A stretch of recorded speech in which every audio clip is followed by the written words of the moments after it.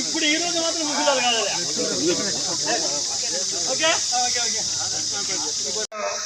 వెళ్ళడం జరిగింది. అందరూ మన బ్యాచ్లో ఫస్ట్ క్లాస్, సెకండ్ క్లాస్, ఎక్కువ పర్సెంట్ హైదరాబాద్లో ఉండడం వల్ల సార్ రాలేకపోయినారు. ముఖ్యంగా మన బ్యాచ్లో మన గురువుల పిల్లలు, మన టీచర్స్ బిడ్డలు మన బ్యాచ్మేట్స్ కావడం చాలా ఆనందదాయకం, సంతోషించదగ్గ విషయం.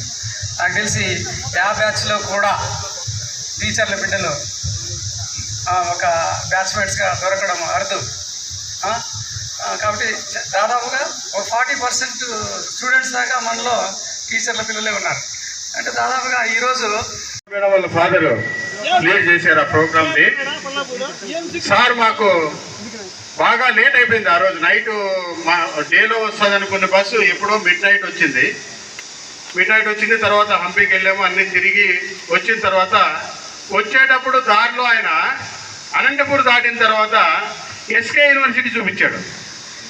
ఫ్యూచర్లో మీరు బాగా చదివితే ఇక్కడికి వస్తారు, ఇక్కడ చదువుకుంటారు, ఇక్కడ గురువులు అవుతారు అని కూడా చెప్పినారు. అది ఫయాజ్ ఒకడే విన్నట్టున్నాడు. చిన్నాన్ సారు స్పెసిఫిక్ గా ప్లస్ ఆపి ఇది ఎస్కే యూనివర్సిటీ, ఇక్కడ విద్యా బోధన అంటే మీరు ఇంటర్మీడియట్, డిగ్రీ తర్వాత ఇక్కడ చదువుకుంటారు, ఇక్కడ చదివితే గురువులు అవుతారు, ఇక్కడ కూడా గురువులు అవుతారు అని చెప్పినారు. అది లాస్ట్ లో వాడు ఫయాజ్ ఒకడే అయినట్టున్నాడు. నాకెందుకు ఆ మాట ఇప్పుడు గుర్తుకొచ్చింది. Thank you sir.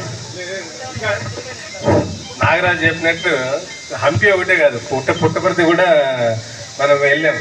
గుర్తుంది అందరికి? పుట్టపర్తి కూడా వెళ్ళినట్లు నాకు గుర్తు. మళ్ళీ మాట్లాడు.